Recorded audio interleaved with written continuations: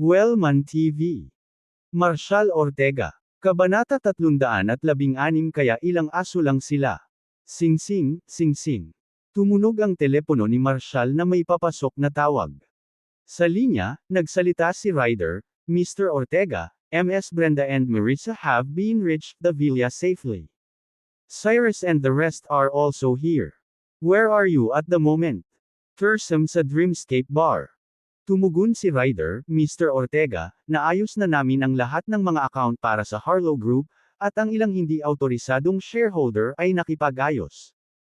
Mayroon akong data chip na naglalaman ng mga asset ng Harlow Group, at kailangan kong ibigay ito sa iyo. Give it to me. Bakit mo gustong ipasa sa akin? Nagtatakang tanong ni Marshal. Sumagot si Ryder, Mr. Ortega, sa napakaraming industriya sa ilalim ng Harlow Group, mahalagang magkaroon ng isang taong nakakaunawa sa kumpanya upang mangasiwa sa mga bagay-bagay. Kaya't ipinagkatiwala ko sa iyo ang mga pamamaraang ito. Pakitingnan kung paano mo gustong ayusin ang mga bagay-bagay. Noong una ay umaasa si Marshal na si Ryder ay direktang asikasuhin ang mga follow-up na usapin ng Harlow Group. Nang mag-angat siya ng tingin, nakita niya si Ana sa booth sa unang palapag, mukhang nag-aalala. Isang tahimik na buntong hininga ang pinakawalan niya. Walang mas angkop kaysa kay Ana na pamahalaan ng Harlow Group. Pwede ka nang pumunta sa Dreamscape Bar. Hihintayin kita sa first floor. Samantala, tumayo si Ana sa harap ni Elisa at ng iba pa, tumutulo ang mga luha sa kanyang mukha. Pakiramdam niya ay nakulong siya na wala nang natitirang pagpipilian. Minsan, hawak niya ang iginagalang na titulo ni Ms. Harlow. Gayunpaman, pagkatapos ng pagbagsak ng pamilya kagabi, lahat ng kanyang pagmamataas at paggalang ay nawala. Ngayon, natagpuan niya ang kanyang sarili sa isang posisyon na mas masahol pa kaysa sa lingkod, at ang pamumuhay ng isang normal na buhay ay tila imposible. Ang sinumang pumunta sa bar upang gumastos ng pera ay lalapit sa kanya upang kutsain siya kapag nakilala nila siya bilang Ana. Sa puntong ito, maliban sa Dreamscape Bar, walang ibang lugar sa Terra Innova na maglalakas loob na kunin siya. Pinahahalagahan niya ang lugar na ito. At least dito, pinayagan pa rin siya ni Darren at Conrad ng semblance of dignidad. Hindi siya sigurado kung ang mga tulad ni Elisa ay magdudulot ba talaga ng gulo kay Darren kung hindi siya luluhod. Habang sinusulyapan niya ang nagkalat na pinggan ng prutas sa sahig, naramdaman niya ang magkahalong kahihiyan at kaguluhan sa loob. Sa booth sa itaas, tahimik si Darren at ang ilan habang si Marshal ay nanatiling tahimik. Malapit nang mawala si Annie. Ngunit, nang makita ang kawalang interes ni Marshal, naikuyom lamang niya ang kanyang mga kamao ng mahigpit at pinipigilan ang kanyang boses. Nag-alab sa galit ang tingin ni Conrad. Gayunpaman, nasaksihan ang kalmadong kilos ni Marshal, wala siyang nagawa kundi yumuko at manahimik. Kung tutuusin, labis na nakaapekto kay Marshal ang mga ginawa ni Ana noong nakaraang gabi. Darren, please bring me a fruit platter, sabi ni Marshal sabay tabi ng phone niya at binigyan ng mahinang par sa balikat si Darren. Sandaling natigilan si Darren. Pinagmasdan niya ang pagbangon ni Marshal at ibinaling ang atensyon kay Ana sa unang palapag. Mabilis niyang naintindihan ang sitwasyon. Sure, I'll get it for you right now, sagot niya. Agad na sinenyasan ni Darren ang isang waiter na magdala ng fruit platter at iniabot ito kay Marshal. Habang hawak ang pinggan, tinungo ni Marshal ang unang palapag. Anong balak niya? Anong ibig sabihin nun? Naguguluhan na tanong ni Annie. Binigyan siya ni Ivy ng marahang tapik. Maaari mo bang sabihin mas kaunti? Annie, puzzled, inquired, anong plano ni Marshal? Ihahatid ba niya ang fruit platter kay Elisa at sa iba? Conrad scoffed, may papatalo siya. Natarante si Annie. Bugbugin ang isang tao. Sino ang gusto niyang talunin? Humalaklak si Ivy, sa antas ng iyong katalinuhan, sa tingin mo kaya mong manalo kay Mr. Ortega? Huwag mong sayangin iyong pagsisikap. Napagtanto ni Anak ang nangyayari at sinabing, sabay-sabay tayong magkita. Ikaw, manatili ka dyan. Malamig na sabi ni Conrad. Sino ka sa tingin mo? Bakit ako makikinig sa iyong ani na sinaman ng tingin si Conrad?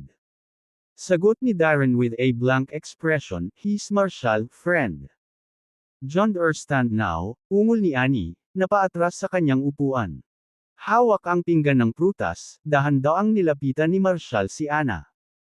Habang pinagmamasdan niya ang nag-iisa at malungkot na silhouette ni Ana na naliliwanagan ng malambot na glow ng Dreamscape Bar, nagpakawala siya ng tahimik na buntong hininga. Hindi niya akalain na pagkatapos ng 7 taon, ang kanilang muling pagsasama ay mauuwi sa ganoong paraan. Ana. Nakatitig si Ana kay Marshall, nagulat. Nandito ka ba para ipahiya din ako? Hindi sinagot ni Marshall ang tanong niya. He remarked, Ana, I recall you mentioning you back from studying abroad. Isang mapait na ngiti ang ibinigay ni Ana. Marshall, please, huwag kang masyadong malupit. Sa sandaling ito, mahalaga ba na sabihin sa akin ang mga bagay na iyon? Kahit magkamali ako, hindi mo kailangang maging walang humpay. Maaari mo bang sabihin sa akin kung saang paaralan ka nagtapos? Pinilit ni Marshall. Kinagat ni Ana ang kanyang labi, ang kanyang mga mata ay kumikinang sa hindi tumutulo na mga luha. After a brief pause, she lifted her head defiantly, I majored in business management at Harvard Business School in Autrinia. Is that enough? Tumango si Marshall. Gaano ka nakatagal naging CEO ng Harlow Group? Bahagyang kumunat ang noo ni Ana. Hindi siya sigurado sa intensyon ni Marshall. I started working right after I graduated, and I also managed Harlow Group while I was still studying. What are you trying to say? Sino ang mga taong ito? Tanong ni Marshall sabay kumpas kay Elisa at Lucado. Nakangiting sagot ni na Lucado at Elisa, waiter ka rin ba dito sa Dreamscape Bar? Tumango si Marshall, you can think of it that way. Lalong naguluhan si Ana sa sagot nito. Lahat sila ay mga senior manager na dating nagtatrabaho sa opisina ng CEO ng Harlow Group. Marshall remarked coolly, so, konting aso lang pala sila. Kabanata 317 Marshall, I'm in love with you. So, konting aso lang pala sila. Nawala sa isang iglap ang mga ngiti kina Elisa, Lucado, at mga kasama. Ang isang maliit na waiter sa Dreamscape Bar ay talagang tinutukoy sila bilang mga aso. Pati si Ana ay nagulat din. Hindi niya inasahan na gumawa ng ganoong direktang insulto si Marshall nang wala sa oras. Pagkaraan ng ilang sandali ng pagkabigla, itinuro ni na Elisa, Lucado, at ang iba pa si Marshall, na nagngangalit sa galit, at napabulalas, ikaw, isang simpleng waiter, ay nang ahas na bastyusan kami. Handa ka na bang mawalan ng trabaho? Tawagan mo ang boss mo. Kung hindi tayo makakuha ng paliwanag ngayon, may kahihinatnan. Hindi pinansin ni Marshall ang galit na galit mula kay Elisa, Lucado, at iba pa. Sa halip, lumingon siya kay Ana at sinabing, may natutunan ka ba tungkol sa pamamahala ng mga aso sa iyong mga klase sa paaralan? Nalito si Ana sa kanyang intensyon at likas na umiling. Sasabihin ko sa iyo ito. Kapag humarap sa isang agresibong aso na lumingon sa may-ari nito, kailangan mong bugbugin ito ng malakas hanggang sa sumunod ito. Pilit na binasag ni Marshall ang pinggan ng prutas sa mukha ni Lucado. Napasinghap si Ana sa gulat at napatikip ng bibig sa hindi makapaniwala. Hindi niya inaasahan na talagang sisunduan ni Marshall si Lucado. Natahimik ang bar, at ang lahat ay humihingal sa gulat. Mabilis na nakuha ng ingay ang atensyon ng lahat sa bar. Sa itaas, si Darren, Ivy, at ang iba pa ay bumangon din sa pagtataka. Tuwang-tuwa si Annie, this is amazing. Marshall, I'm in love with you. Napangiti si Conrad at umiling-iling habang bumababa sa unang palapag kasama si Darren samantala, si Elisa, na nakabawi sa kanyang katinoan, ay sumigaw, nasaan ang may-ari ng bar? Lumapit si Darren at sumagot, ako ang may-ari. Anong nangyayari? May customer lang ang inatake ng waiter mo. Nanginginig sa galit ang katawan ni Elisa. Demand. Hinihiling ko na lumuhad siya at humingi ng tawad sa amin. At gusto namin ng $100,000 bilang kabayaran. Kung hindi, tatawag kami ng pulis. Umiling si Darren, hindi mangyayari iyon. Ikaw. Nagulat si Elisa at ang kanyang mga kasamahan sa sagot nito. Mr. Ortega, narito ang lahat ng impormasyon ng asset para sa Harlow Group. Mabilis na pumasok si Ryder mula sa labas at magalang na naglagay ng chip kasama ang ilang mga dokumento sa harap ni Marshall. Mr. Ortega. Kinilala ni Elisa, kasama ng lahat ng nasa bar, ang bagong dating bilang si Ryder, ang punong katiwala ng mga Rogarios. Nagpakita ng malaking paggalang si Ryder, na tinutukoy si Marshall bilang Mr. Ortega. Ito kaya si Marshall Ortega, ang bagong may-ari ng Harlow Group. Kinuha ni Marshall ang chip at sinulyapan si Elisa bago ibinaling ang tingin kay Lucado na umaangat sa sahig. Naiintindihan mo ba kung sino ako ngayon? Mr. Ortega. Bulalas ni Elisa na gulat na nakatingin sa walang ekspresyong si Marshall. Ikaw si Mr. Ortega na nag-iisang nagpabagsak sa Harlow Group. Lumuhod ka. Isali na utos ni Marshall. Walang sandali na huminto, lumuhod si Elisa, na nagsasabing, Mr. Ortega, humihingi ako ng paumanhin. Hindi ko ito namalayan. Ikaw ba? Hindi mahalaga kung alam mo o hindi. Lumuhod ka na rin. Utos ni Marshall, sabay turo kay Lucado. Sa isang malakas na kalabog, lumubog si Lucado sa lupa at napabulalas, Mr. Ortega, ako. Wala akong ginawang masama sa iyo. Bakit mo ako sinaktan? Sa tingin mo ba, ang isang asong tulad mo, na kumagat sa kamay na nagpapakain dito, ay nangangailangan ng paliwanag? Sagot ni Marshall na naglabas ng wet wipe para linisin ang kanyang mga kamay. Napatingin si Ana kay Marshall, umiikot ang kanyang emosyon.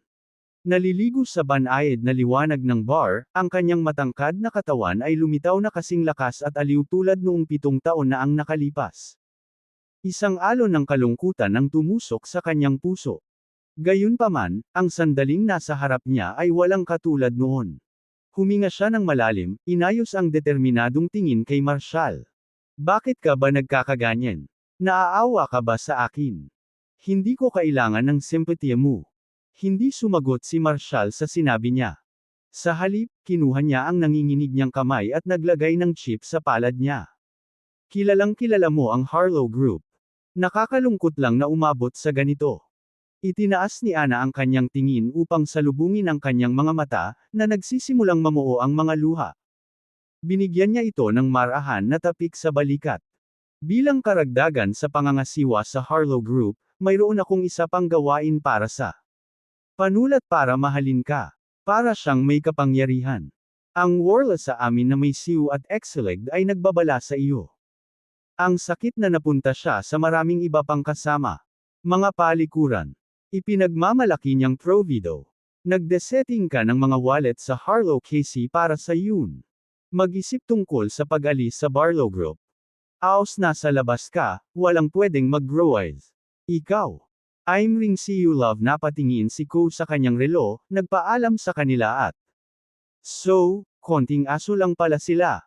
Nawala sa isang iglap ang mga ngiti kina Elisa, Lucado, at mga kasama. Ang isang maliit na waiter sa Dreamscape Bar ay talagang tinutukoy sila bilang mga aso. Pati si Ana ay nagulat din. Hindi niya inasahan na gumawa ng ganoong direktang insulto si Marshall nang wala sa oras. Pagkaraan ng ilang sandali ng pagkabigla, itinuro ni na Elisa, Lucado, at ang iba pa si Marshall, na nagngangalit sa galit, at napabulalas, ikaw, isang simpleng waiter, ay nang ahas na bastyusan kami. Handa ka na bang mawalan ng trabaho? Tawagan mo ang boss mo. Kung hindi tayo makakuha ng paliwanag ngayon, may kahihinatnan. Hindi pinansin ni Marshall ang galit na galit mula kay Elisa, Lucado, at iba pa. Sa halip, lumingon siya kay Ana at sinabing, may natutunan ka ba tungkol sa pamamahala ng mga aso sa iyong mga klase sa paaralan? Nalito si Ana sa kanyang intensyon at likas na umiling. Sasabihin ko sa iyo ito. Kapag humarap sa isang agresibong aso na lumingon sa may-ari nito, kailangan mong bugbugin ito ng malakas hanggang sa sumunod ito. Pilit na binasag ni Marshall ang pinggan ng prutas sa mukha ni Lucado. Napasinghap si Ana sa gulat at napatikip ng bibig sa hindi makapaniwala. Hindi niya inaasahan na talagang sisunduan ni Marshall si Lucado. Natahimik ang bar, at ang lahat ay humihingal sa gulat. Mabilis na nakuha ng ingay ang atensyon ng lahat sa bar. Sa itaas, si Darren, Ivy, at ang iba pa ay bumangon din sa pagtataka. Tuwang-tuwa si Annie, "This is amazing. Marshall, I'm in love with you." Napangiti si Conrad at umiling-iling habang bumababa sa unang palapag kasama si Darren samantala, si Elisa, na nakabawi sa kanyang katinoan, ay sumigaw, "Nasaan ang may-ari ng bar?" Lumapit si Darren at sumagot, "Ako ang may-ari." "Anong nangyayari? Nilusob lang ng waiter mo ang isang customer." Nanginginig ang katawan ni Elisa sa galit. "Demand. Hinihiling ko na lumuhad siya at humingi ng tawad sa amin. At gusto namin ng $100,000 bilang kabayaran. Kung hindi, tatawag kami ng pulis." Umiling si Darren, "Hindi mangyayari iyon. Ikaw. Nagulat si Elisa at ang kanyang mga kasamahan sa sagot nito. "Mr. Ortega, narito ang lahat ng impormasyon ng asset para sa Harlow Group." Mabilis na pumasok si Ryder mula sa labas at magalang na naglagay ng chip kasama ang ilang mga dokumento sa harap ni Marshall. "Mr. Ortega." Kinilala ni Elisa, kasama ng lahat ng nasa bar, ang bagong dating bilang si Ryder, ang punong katiwala ng mga Rogarios. Nagpakita ng malaking paggalang si Ryder, na tinutukoy si Marshall bilang Mr. Ortega. Ito kaya si Marshall Ortega, ang bagong may-ari ng Harlow Group. Kinuha ni Marshall ang chip at sinulyapan si Elisa bago ibinaling ang tingin kay Lucado na umaangat sa sahig. "Naiintindihan mo ba kung sino ako ngayon, Mr. Ortega?" Bulalas ni Elisa na gulat na nakatingin sa walang ekspresyong si Marshall. Ikaw si Mr. Ortega na nag-iisang nagpabagsak sa Harlow Group. Lumuhad ka." Icily na utos ni Marshall.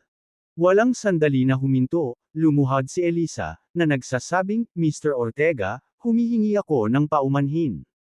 Hindi ko ito namalayan. Ikaw ba? Hindi mahalaga kung alam mo o hindi. Lumuhad ka na rin." Utos ni Marshall, sabay turo kay Lucado. Sa isang malakas na kalabog, lumubog si Lucado sa lupa at napabulalas, "Mr. Ortega, ako. Wala akong ginawang masama sa iyo. Bakit mo ako sinaktan? Sa tingin mo ba, ang isang asong tulad mo, na kumagat sa kamay na nagpapakain dito, ay nangangailangan ng paliwanag?" Sagot ni Marshall na naglabas ng wet wipe para linisin ang kanyang mga kamay. Napatingin si Ana kay Marshall, umiikot ang kanyang emosyon. Naliligo sa banayad na liwanag ng bar, ang kanyang matangkad na katawan ay lumitaw na kasing lakas at aliw tulad noong 7 taon na ang nakalipas. Isang alon ng kalungkutan ang tumusok sa kanyang puso. Gayunpaman, ang sandaling nasa harap niya ay walang katulad noon. Huminga siya ng malalim, inayos ang determinadong tingin kay Marshall. "Bakit ka ba nagkakaganyan? Naaawa ka ba sa akin? Hindi ko kailangan ng simpatiya mo." Hindi sumagot si Marshall sa sinabi niya. Sa halip, kinuha niya ang nanginginig niyang kamay at naglagay ng chip sa palad niya. "Kilalang-kilala mo ang Harlow Group. Nakakalungkot lang na umabot sa ganito." Itinaas ni Ana ang kanyang tingin upang salubungin ang kanyang mga mata, na nagsisimulang mamuo ang mga luha. Binigyan niya ito ng marahan na tapik sa balikat. "Bilang karagdagan sa pangangasiwa sa Harlow Group, mayroon akong isa pang gawain para sa 2/3. Panulat para mahalin ka. Para siyang may kapangyarihan. Ang warla sa amin na may siw at exileg ay nagbabala sa iyo." Ang sakit na napunta siya sa maraming iba pang kasama. Mga palikuran. Ipinagmamalaki niyang provido. Nagdesetting ka ng mga wallet sa Harlow KC para sa yun. Mag-isip tungkol sa pag-alis sa Barlow Group. Aos nasa labas ka, walang pwedeng mag-growize. Ikaw. "I'm ring see you love." Napatingin si Ko sa kanyang relo, nagpaalam sa kanila at so, konting aso lang pala sila. Nawala sa isang iglap ang mga ngiti kina Elisa, Lucado, at mga kasama. Ang isang maliit na waiter sa Dreamscape Bar ay talagang tinutukoy sila bilang mga aso. Pati si Ana ay nagulat din. Hindi niya inasahan na gumawa ng ganoong direktang insulto si Marshall nang wala sa oras. Pagkaraan ng ilang sandali ng pagkabigla, itinuro nina Elisa, Lucado, at ang iba pa si Marshall, na nagngangalit sa galit, at napabulalas, ikaw, isang simpleng waiter, ang lakas ng loob na bastyusan kami. Handa ka na bang mawalan ng trabaho? Tawagan mo ang iyong amo. Kung hindi tayo makakuha ng paliwanag ngayon, may kahihinatnan. Hindi pinansin ni Marshall ang galit na galit mula kay Elisa, Lucado, at iba pa. Sa halip, lumingon siya kay Ana at sinabing, may natutunan ka ba tungkol sa pamamahala ng mga aso sa iyong mga klase sa paaralan? Nalito si Ana sa kanyang intensyon at likas na umiling. Sasabihin ko sa iyo ito. Kapag humarap sa isang agresibong aso na lumingon sa may-ari nito, kailangan mong bugbugin ito ng malakas hanggang sa sumunod ito. Pilit na binasag ni Marshall ang pinggan ng prutas sa mukha ni Lucado. Napasinghap si Ana sa gulat at napatikip ng bibig sa hindi makapaniwala. Hindi niya inaasahan na talagang sisunduan ni Marshall si Lucado. Natahimik ang bar, at ang lahat ay humihingal sa gulat. Mabilis na nakuha ng ingay ang atensyon ng lahat sa bar. Sa itaas, si Darren, Ivy, at ang iba pa ay bumangon din sa pagtataka. Tuwang-tuwa si Annie, this is amazing. Marshall, I'm in love with you. Napangiti si Conrad at umiling-iling habang bumababa sa unang palapag kasama si Darren samantala, si Elisa, na nakabawi sa kanyang katinoan, ay sumigaw, nasaan ang may-ari ng bar? Lumapit si Darren at sumagot, ako ang may-ari. Anong nangyayari? May customer lang ang inatake ng waiter mo. Nanginginig sa galit ang katawan ni Elisa. Demand. Hinihiling ko na lumuhad siya at humingi ng tawad sa amin. At gusto namin ng $100,000 bilang kabayaran. Kung hindi, tatawag kami ng pulis. Umiling si Darren, hindi mangyayari iyon. Ikaw. Nagulat si Elisa at ang kanyang mga kasamahan sa sagot nito. Mr. Ortega, narito ang lahat ng impormasyon ng asset para sa Harlow Group. Mabilis na pumasok si Ryder mula sa labas at magalang na naglagay ng chip kasama ang ilang mga dokumento sa harap ni Marshall. Mr. Ortega. Kinilala ni Elisa, kasama ng lahat ng nasa bar, ang bagong dating bilang si Ryder, ang punong katiwala ng mga Rogarios. Nagpakita ng malaking paggalang si Ryder, na tinutukoy si Marshall bilang Mr. Ortega. Ito kaya si Marshall Ortega, ang bagong may-ari ng Harlow Group. Kinuha ni Marshall ang chip at sinulyapan si Elisa bago ibinaling ang tingin kay Lucado na umaangat sa sahig. Naiintindihan mo ba kung sino ako ngayon? Mr. Ortega. Bulalas ni Elisa na gulat na nakatingin sa walang ekspresyong si Marshall. Ikaw si Mr. Ortega na nag-iisang nagpabagsak sa Harlow Group. Lumuhad ka. Isali na utos ni Marshall. Walang sandali na huminto, lumuhad si Elisa, na nagsasabing, Mr. Ortega, humihingi ako ng paumanhin. Hindi ko ito namalayan. Ikaw ba? Hindi mahalaga kung alam mo o hindi. Lumuhad ka na rin. Utos ni Marshall, sabay turo kay Lucado. Sa isang malakas na kalabog, lumubog si Lucado sa lupa at napabulalas, Mr. Ortega, ako. Wala akong ginawang masama sa iyo. Bakit mo ako sinaktan? Sa tingin mo ba, ang isang asong tulad mo, na kumagat sa kamay na nagpapakain dito, ay nangangailangan ng paliwanag? Sagot ni Marshall na naglabas ng wet wipe para linisin ang kanyang mga kamay. Napatingin si Ana kay Marshall, umiikot ang kanyang emosyon. Naliligo sa banayad na liwanag ng bar, ang kanyang matangkad na katawan ay lumitaw na kasing lakas at aliw tulad noong 7 taon na ang nakalipas. Isang alon ng kalungkutan ang tumusok sa kanyang puso. Gayunpaman, ang sandaling nasa harap niya ay walang katulad noon. Huminga siya ng malalim, inayos ang determinadong tingin kay Marshall. Bakit ka ba nagkakaganyan? Naaawa ka ba sa akin? Hindi ko kailangan ng simpatiya mo. Hindi sumagot si Marshall sa sinabi niya. Sa halip, kinuha niya ang nanginginig niyang kamay at naglagay ng chip sa palad niya. Kilalang kilala mo ang Harlow Group. Nakakalungkot lang na umabot sa ganito. Itinaas ni Ana ang kanyang tingin upang salubungin ang kanyang mga mata, na nagsisimulang mamuo ang mga luha. Binigyan niya ito ng marahan na tapik sa balikat. Bilang karagdagan sa pangangasiwa sa Harlow Group, mayroon akong isa pang gawain para sa 2/3. Panulat para mahalin ka. Para siyang may kapangyarihan. Ang warla sa amin na may siw at exileg ay nagbabala sa iyo. Ang sakit na napunta siya sa maraming iba pang kasama. Mga palikuran. Ipinagmamalaki niyang provido. Nagdesetting ka ng mga wallet sa Harlow Casey para sa yun. Mag-isip tungkol sa pag-alis sa Barlow Group. Aos nasa labas ka, walang pwedeng mag-growize. Ikaw. I'm ring see you love napatingin si Ko sa kanyang relo, nagpaalam sa kanila at answer. Ang katovi mo ngunit sa pamamagitan ng at mabilis na sumugod palabas ng paniki. Noon ay wala na siya noon. Bahay. Ibinenta mo ang kanyang mga mata habang may utang siya sa mga dokumento at hawak niya ang kanyang kamay. Ang mga babae liger ng teared sa kanyang kislap luha. Iniisip muli ang taong iyon, ang bibig na iyon, at ang mga alaala ng matikas na binata. Kabanata 318 Nandito kami para patayin ka. Sa labas ng Terra Nova, sa loob ng Vic's Villa. Nalilikot si Pen Vic sa hallway ng villa.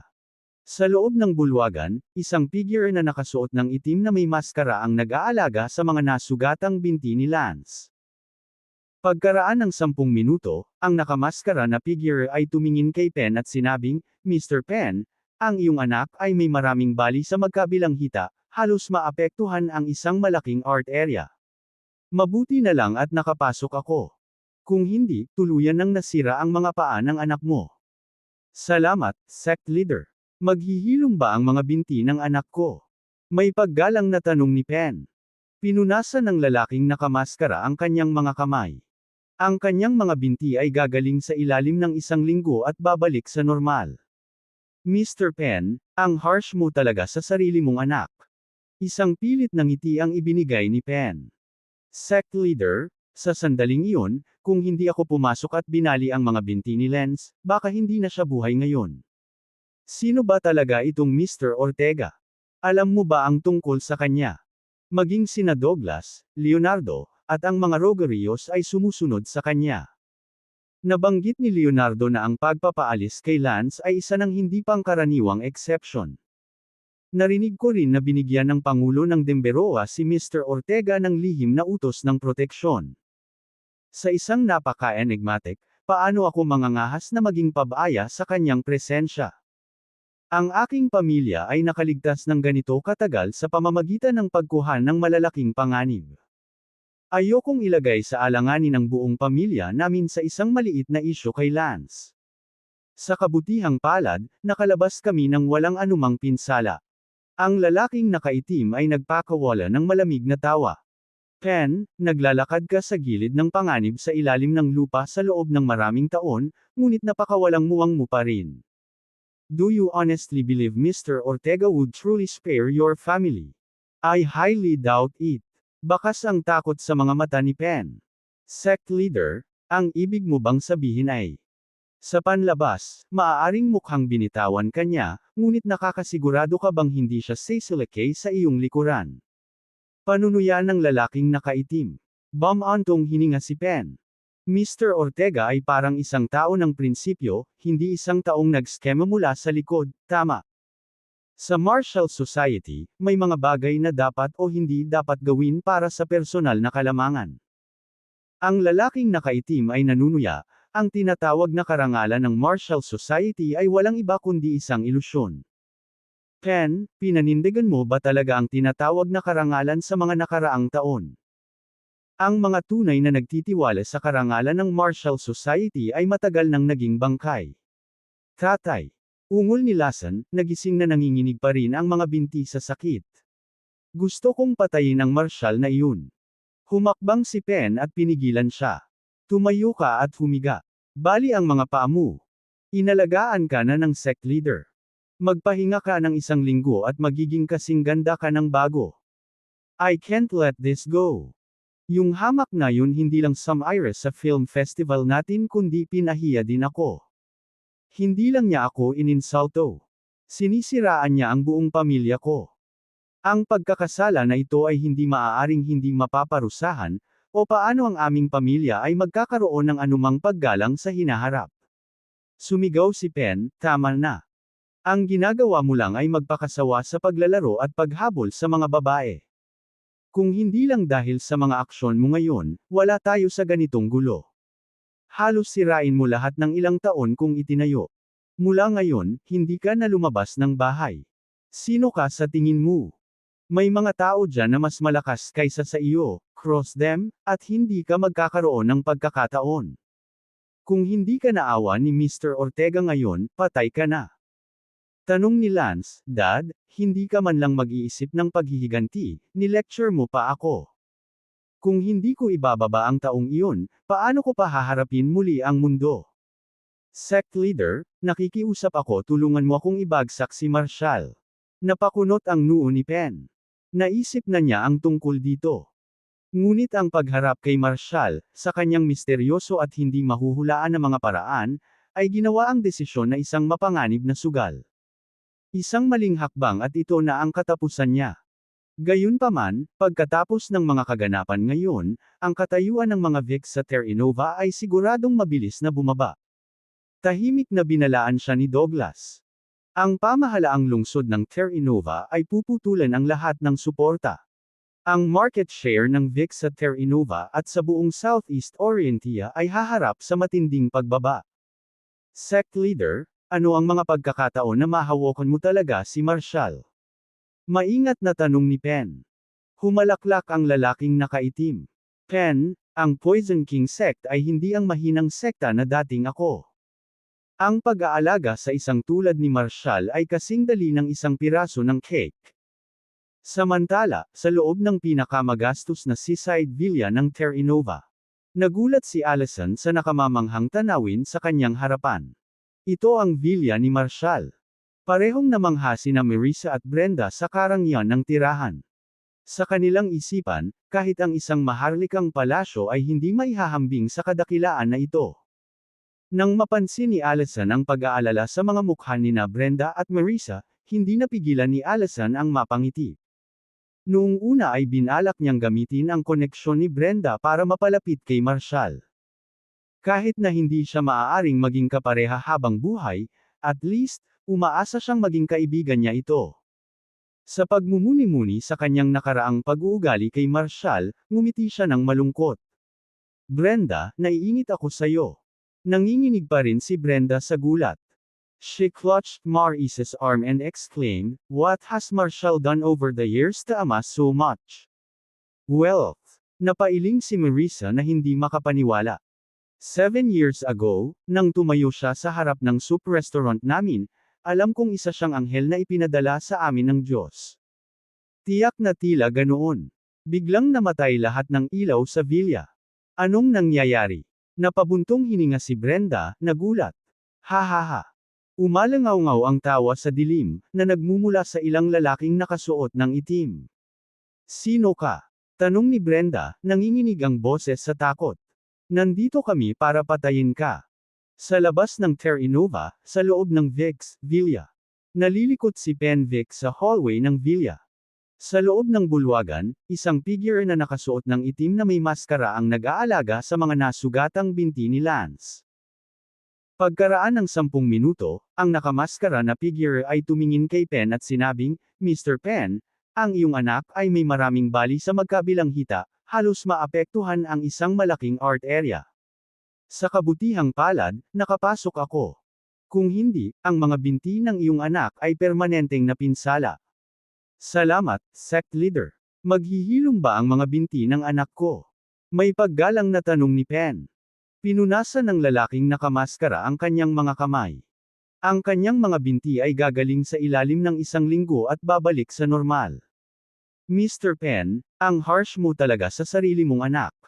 Isang pilit na ngiti ang ibinigay ni Pen. Sect leader, sa sandaling iyon, kung hindi ako pumasok at binali ang mga binti ni Lance, baka hindi na siya buhay ngayon. Sino ba talaga itong Mr. Ortega? Alam mo ba ang tungkol sa kanya? Maging sina Douglas, Leonardo, at ang mga Rogerios ay sumusunod sa kanya. Nabanggit ni Leonardo na ang pagpapaalis kay Lance ay isa ng hindi pangkaraniwang exception. Narinig ko rin na binigyan ng Pangulo ng Demberoa si Mr. Ortega ng lihim na utos ng proteksyon. Sa isang napaka-enigmatic, paano ako mangangahas na maging pabaya sa kanyang presensya? Ang aking pamilya ay nakaligtas ng ganito katagal sa pamamagitan ng pagkuha ng malalaking panganib. Ayokong ilagay sa alanganin ang buong pamilya namin sa isang maliit na isyu kay Lance. Sa kabutihang palad, nakalabas kami ng walang anumang pinsala. Ang lalaking nakaitim ay nagpakawala ng malamig na tawa. Pen, naglalakad ka sa gilid ng panganib sa ilalim ng lupa sa loob ng maraming taon, ngunit napakawalang muwang mo pa rin. Do you honestly believe Mr. Ortega would truly spare your family? I highly doubt it. Bakas ang takot sa mga mata ni Pen. Sect leader, ang ibig mo bang sabihin ay, sa panlabas, maaaring mukhang binitawan ka niya, ngunit nakakasigurado ka bang hindi siya sisilekay sa iyong likuran? Panunuyan ng lalaking nakaitim. Bumantong hininga si Pen. Mr. Ortega ay parang isang tao ng prinsipyo, hindi isang taong nag-skema mula sa likod, tama. Sa Marshall Society, may mga bagay na dapat o hindi dapat gawin para sa personal na kalamangan. Ang lalaking nakaitim ay nanunuya, ang tinatawag na karangalan ng Marshall Society ay walang iba kundi isang ilusyon. Pen, pinanindigan mo ba talaga ang tinatawag na karangalan sa mga nakaraang taon? Ang mga tunay na nagtitiwala sa karangalan ng Marshall Society ay matagal nang naging bangkay. Tatay. Ungol ni Lasan, nagising na nanginginig pa rin ang mga binti sa sakit. Gusto kong patayin ang Marshal na iyon. Humakbang si Pen at pinigilan siya. Tumayo ka at humiga. Bali ang mga paa mo. Inalagaan ka na ng sect leader. Magpahinga ka ng 1 linggo at magiging kasing galing mo. I can't let this go. Yung hamak na yun hindi lang sumire sa film festival natin kundi pinahiya din ako. Hindi lang niya ako ininsulto. Sinisiraan niya ang buong pamilya ko. Ang pagkakasala na ito ay hindi maaaring hindi mapaparusahan, o paano ang aming pamilya ay magkakaroon ng anumang paggalang sa hinaharap. Sumigaw si Pen, tama na. Ang ginagawa mo lang ay magpakasawa sa paglalaro at paghabol sa mga babae. Kung hindi lang dahil sa mga aksyon mo ngayon, wala tayo sa ganitong gulo. Halos sirain mo lahat ng ilang taon kung itinayo. Mula ngayon, hindi ka na lumabas ng bahay. Sino ka sa tingin mo? May mga tao dyan na mas malakas kaysa sa iyo, cross them, at hindi ka magkakaroon ng pagkakataon. Kung hindi ka naawa ni Mr. Ortega ngayon, patay ka na. Tanong ni Lance, Dad, hindi ka man lang mag-iisip ng paghihiganti, ni-lecture mo pa ako. Kung hindi ko ibababa ang taong iyon, paano ko pa haharapin muli ang mundo?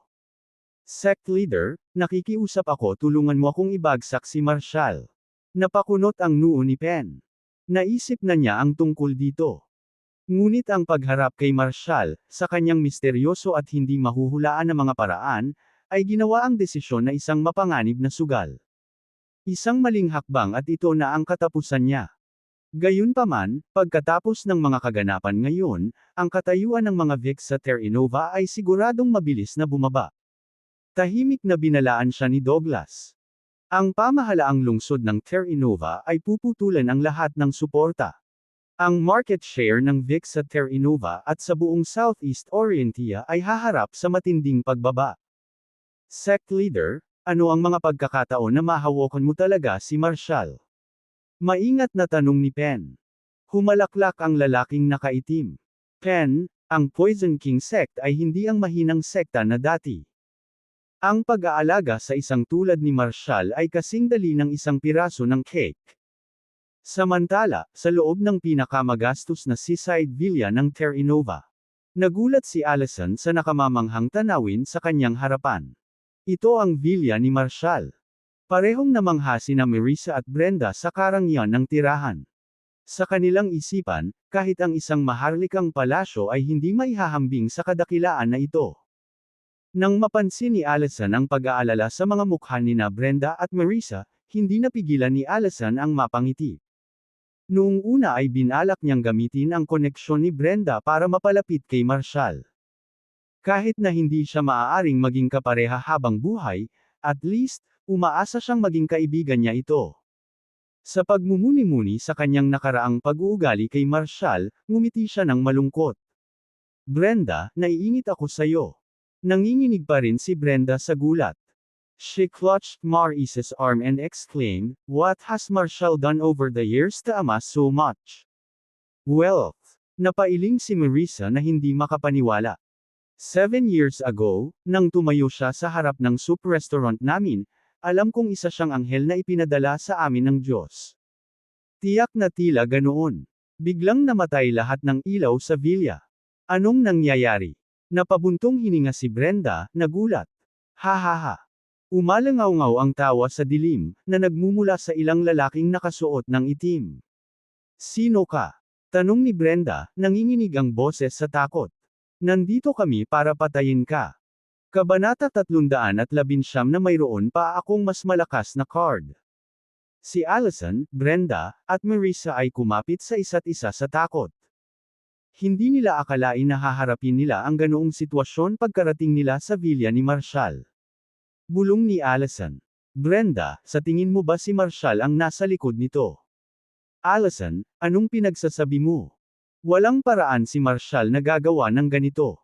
Sagot ni Brenda na nakakunot ang noo. Sa anino, ang mga lalaking nakasuot ng itim ay humagalpak sa tawa. Marshall, kahit magpakita siya, matatapos siya. Pumunta kami dito ngayon para patayin siya. First, let's secure these women upstairs. Once we've dealt with Marshall, we can have our fun. Ha ha ha. Maraming mga figure ang mabilis na gumalaw patungo kina Allison, Brenda, at Marisa. Maya-maya lang ay muling bumukas ang mga ilaw sa villa. Sino ang nang-ahas na pumasok sa bahay ni Mr. Ortega? 12-dosenang mga armadong espesyal na opisyal ng pulisya ang nagtutok ng kanilang mga baril sa 6 na lalaking nakasuot ng itim na nakatayo sa gitna ng Villa Hall. Si Cyrus ay humakbang pasulong at sinabing, "Ms. Brenda, Marisa, mangyaring lumipat sa likod. Nandito kami para panatilihin kang ligtas sa utos ni Mr. Ortega." Si Brenda at ang iba pa ay inihatid sa isang silid ng 2 espesyal na opisyal ng pulisya. Nagtawanan ang 6 na lalaking nakaitim nang makilala nila ang mga bagong dating. Tingnan mo to. Isang grupo lang ng mga kaawa-awang pulis. Kung gusto mong mabuhay, mas mabuting mawala ka. Itinutok ni Cyrus ang baril sa mga lalaki at malamig na nagtanong. Sino kayo? Ang isa sa mga lalaki ay tumugon, hindi mahalaga kung magkaparehas kami ng aming mga pangalan. Kami ay mula sa Poison King Sect. Dahil ayaw mong umatras, mamamatay ka dito. Nagulat si Cyrus sa kapangahasan nitong mga lalaking nakaitim. Naramdaman niya ang bigat ng sitwasyon. Kanya. Walang pag-aalinlangan, inutusan niya ang 12 espesyal na opisyal ng pulisya na magbukas. Gayunpaman, sa isang kisap mata, ang 6 na lalaking nakaitim ay nawala sa bulwagan. Ang tanawin sa harap niya ay lubos na surreal. Apoy. Bagamat narinig niya ang mga kwento ng mahiwagang kapangyarihang hawak ng mga sekta na ito sa arena, ito ang unang pagkakataon na nakatagpo niya ang maitim na kakayahan ng mga assassin ng Poison King Sect. Habang galit na galit niyang hinahanap ang mga lalaking nakasuot ng itim, isang makapal na itim na usok ang biglang umakyat sa kanyang harapan. Sa sandaling iyon, malinaw niyang naramdaman ang isang matalim, malamig na talim ng bakal na dam-aikit sa kanyang leeg. Mabilis na itinutok ni Cyrus ang kanyang baril sa umiikot na usok, ngunit ang kanyang baril ay dumulas mula sa kanyang pagkakahawak at pumutok sa lupa. Ang itim na ambon ay buo ang bumalot sa kanyang paningin, na naging dahilan upang hindi niya maigalaw ang kanyang mga paa. Ramdam na ramdam niya ang nagyayelong talam na dumidikit sa kanyang lalamunan. Hindi niya akalain na sasalubungin niya ang kanyang wakas sa kamay ng mga lalaking nakaitim na ito nang hindi man lang nagpaputok ng kahit isang putok ngayon. Sinubukan niyang kumawala, ngunit ang kanyang buong katawan ay nakaramdam ng bigat at kawalan ng lakas, tumangging tumugon. Nang naramdaman ni Cyrus ang isang alon ng kawalan ng pag-asa na damapo sa kanya, isang metal na kalanag ang umalangaw-ngaw, at ang itim na ambon ay nagsimulang kumupas. Nang muling idilat ni Cyrus ang kanyang mga mata at hinawakan ang kanyang leeg, nakita niya ang ilang mga bahid ng dugo. Gayunpaman, nakahinga siya nang maluwag ng matuklasan na ang kanyang balat lamang ang nasugatan. Mr. Ortega. Laking gulat ni Cyrus nang makita si Marshall na kumpiyansa na nakatayo sa gitna ng bulwagan. Pinagmasdan ni Marshall ang 6 na patay na lalaking nakaitim na nakahandusay sa sahig at nanunuya. Ang Poison King Sect ay mapangahas. Ngayong gabi, tatanggalin kita. Bago makapagtanong si Cyrus tungkol sa kung ano ang nangyayari, isang nakakatakot na tanawin ang bumungad sa kanya, na nagpalamig sa kanyang gulugod. Sa kamay ni Marshall, kumislap-kislap ang isang weathered short dagger na nagpapakita ng golden dragon sa isang iglap. Ang dragon ay huminga ng mga ulap at ambon sa umiikot na itim na fog. Sa isang iglap, ang 6 na lalaking nakaitim ay nagbagong anyo sa mga tuyong bangkay habang ang dragon ay matako na pinatuyo ang kanilang dugo. Ano? Ano ito? Nanginginig siya sa takot habang nakatitig sa malamig na presensya ni Marshall. Sa wakas ay naunawaan niya kung bakit sinundan ng mga Rogario ang lalaking ito nang walang pag-aalinlangan. Kahit na hindi niya alam ang background ni Marshall, sapat na ang mga naunang pangyayari para hindi siya makapagsalita. Linisin mo ang lugar na ito, at inaasahan kong panatilihin mo sa iyong sarili ang iyong nasaksihan. Yumuko si Cyrus at sumagot, naiintindihan, Mr. Ortega. Siguraduhin ng iyong mga tauhan na secure ang villa na ito. Haharapin ko ang VIX at ang Poison King Sect. Habang pinagmamasdan niyang umalis si Marshall, basang-basa na si Cyrus. Sa labas ng Terra Innova, sa VIX Villa. Isang lalaking nakaitim ang nakaupo sa gitna ng bulwagan, habang nakatayo si Pen, puno ng pagkabalisa. Sect Leader, paano kung hindi magtagumpay ang Poison King Sect sa pagkakataong ito?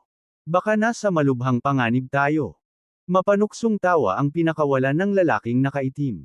Mr. Pen, masyado mong binibigyan ng credit si Marshall. Isang tao lang siya. Bakit ka ba natatakot?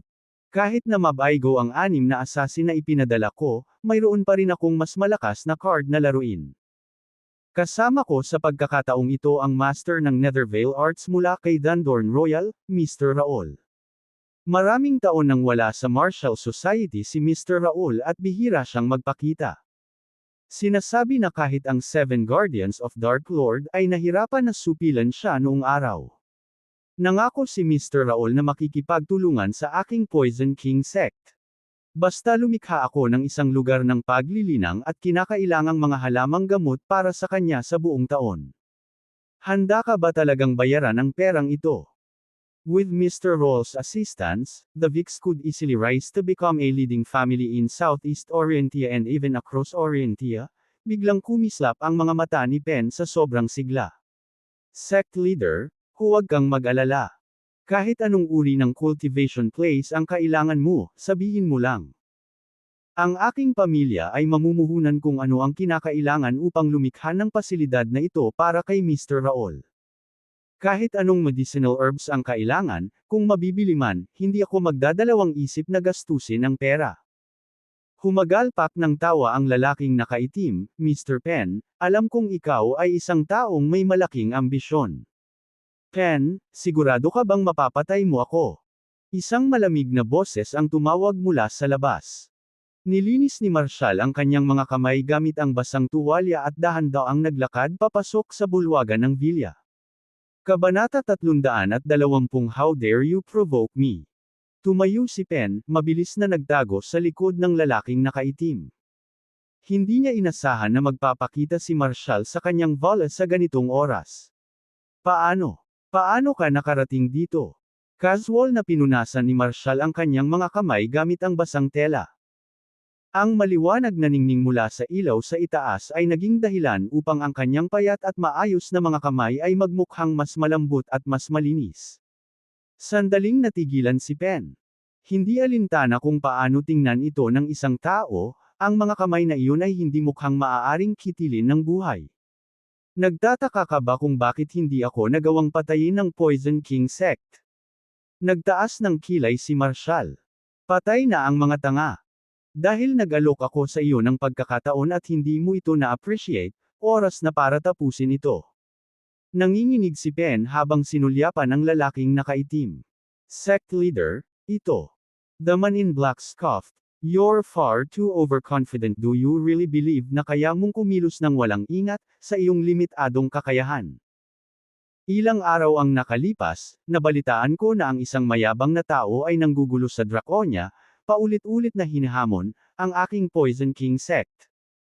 Kanina pa kita gustong paalisan, ngunit hindi lang ako nagkaroon ng pagkakataon, you were simply unfortunate to cross paths with me in Terra Nova. Mayabang kang tanga. Itinabi ni Marshall ang basang tuwalya sa kanyang kamay. Sino ang nagbigay sa iyo ng lakas ng loob para kumilos ng walang hiya sa harap ko? Lumuhod ka. Bago pa makasagot ang lalaking nakaitim, napaluhod siya sa isang kabog. Tumalsik ang dugo mula sa kanyang mga tuhod habang ang solidong granite na sahig ay pumutok at nanginginig. Naparalisa si Pen sa takot, bumigay ang kanyang mga paa sa ilalim niya habang siya ay bumagsak sa lupa, basang-basa sa pawis. Hindi pa niya naramdaman ang bigat ng isang salita na binibigkas ng ibang tao ng ganoon kalalim. Sino ka ba? Hingal ang lalaking nakaitim, sinusubukang bumangon ngunit nabigo. Isa akong taong hindi mo dapat pakialaman. Panunuyan ni Marshall. Sa sandaling iyon, biglang sumulpot sa maluwag na Villa Hall ang 20 assassin na nakasuot ng itim na maskara. Kasabay nito, mabilis na napuno ng makapal na itim na usok ang bola. Humalaklak ang lalaking nakaitim, gaano man katangi ang iyong mga kakayahan, ano ang magagawa mo? Ang poison formation ng Poison King sect ay hindi mababasag. Walang sino man ang nakalusot dito mula noong Slayer ng mga nakaraang taon.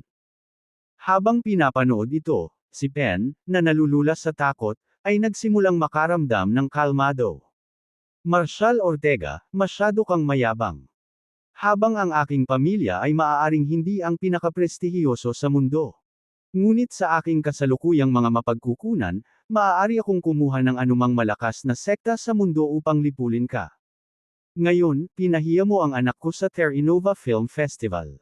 Naniniwala ka ba talaga na natatakot ako sa iyo? Tonight is the night you die. Nang matapos siya sa pagsasalita, isang malamig na sensasyon ang dumaan sa kanya. Biglang nakaramdam ng tusok si Pen sa kanyang lalamunan, parang kagat-kagat ng lamok.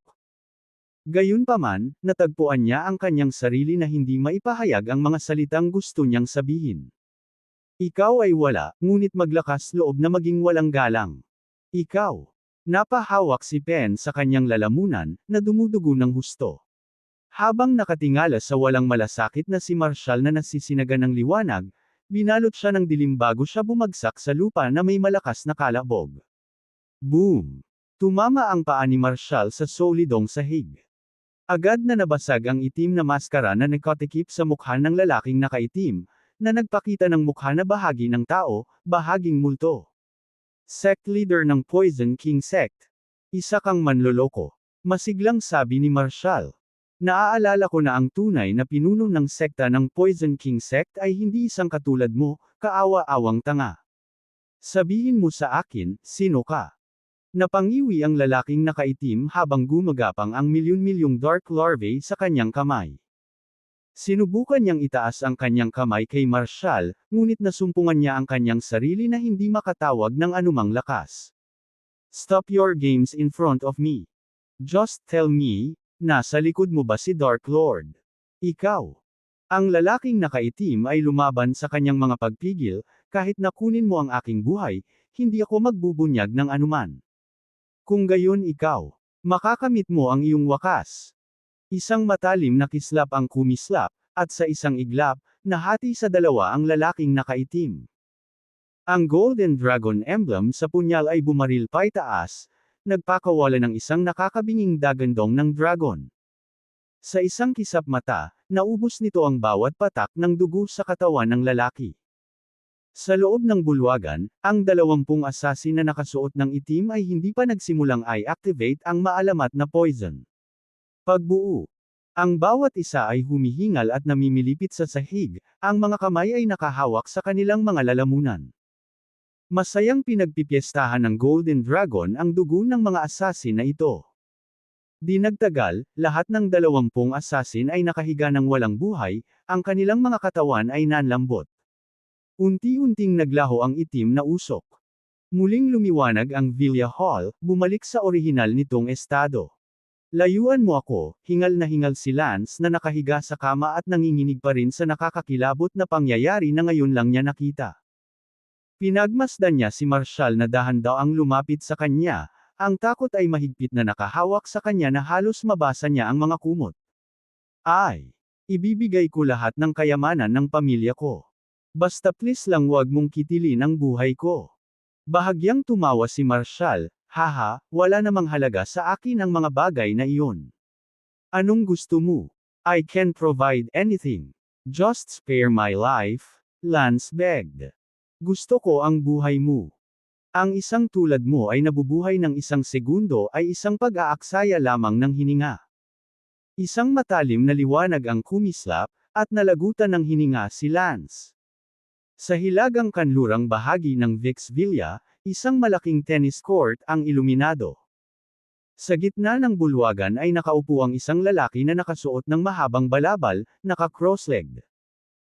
Tumayo si Harry sa tabi niya ng may malaking paggalang, na nagsasabing, Master Raul, sa iyong suporta, malapit nang maibalik ng ating Poison King sect ang dating kaluwalhatian nito. Sinabi ng sect leader na kung kailangan mo ng anumang medicinal herbs o pill-making tools, gagawin ng Poison King sect ang lahat sa kanyang kapangyarihan para maibigay ang mga ito. Ang pinuno ng mga Vex, Penvic, ay sumang-ayon din na magtabi ng mga pondo para sa isang lugar ng pagtatanim para sa iyo. Iminulat ni Raul ang kanyang mga mata na may malamig na tingin at sumagot, lahat ng iyon ay hindi mahalaga. Paano ang Char Evil Spirit na iyon, Rosalie G?